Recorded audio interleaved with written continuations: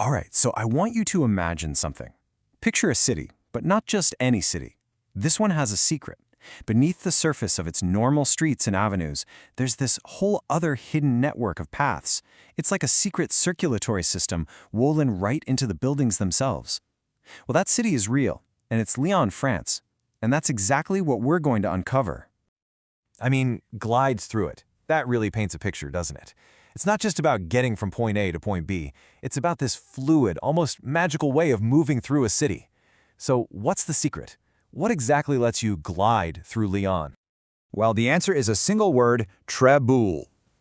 A traboule is basically a hidden passageway. They cut right through buildings, through private courtyards, connecting one street to another.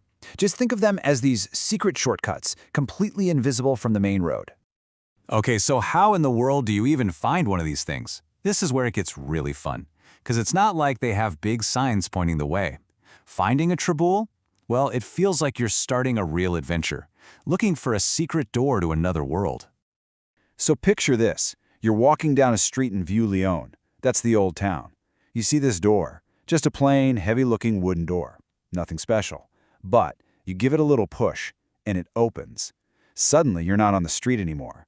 You've stepped into a hidden corridor, or maybe a quiet courtyard, and you're following this stone path that just snakes its way between the buildings.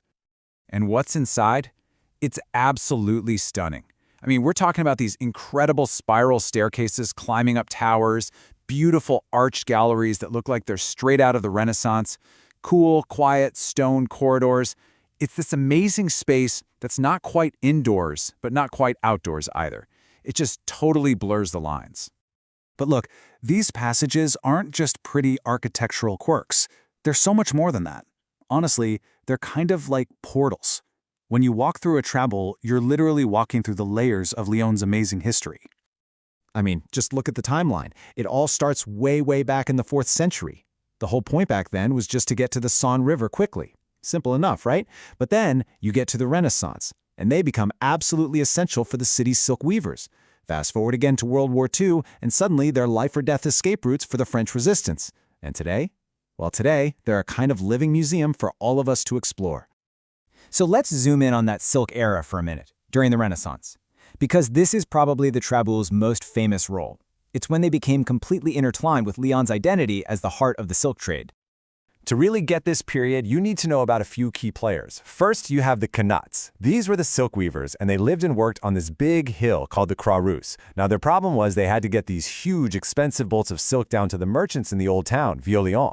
And the traboules? They were the perfect solution. A secret weapon, really. A whole network of covered shortcuts that kept their precious fabrics safe from the rain.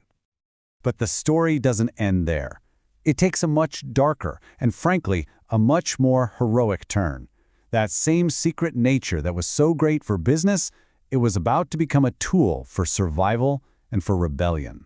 See, during World War II, Lyon was a hotbed for the French resistance, and the fighters, they knew this hidden city within a city like the back of their hands. They used the traboules to move supplies, to pass secret messages, to escape raids from the Nazis. For them, pushing open one of those plain wooden doors wasn't just about finding a shortcut. It was literally the difference between life and death. And all of that brings us right back to today.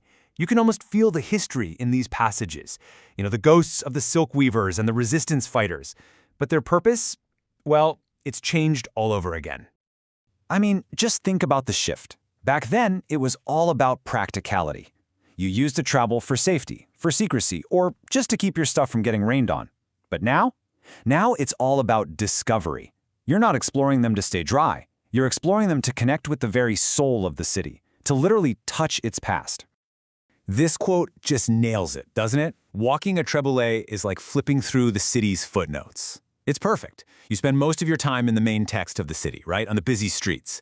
But then, for just a moment, you dip into a footnote, this deeper, richer story that adds so much context to everything else you're seeing.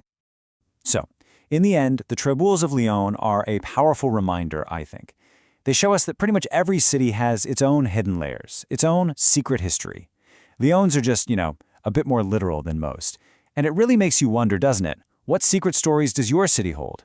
What forgotten pathways are just waiting to be found right in your own backyard?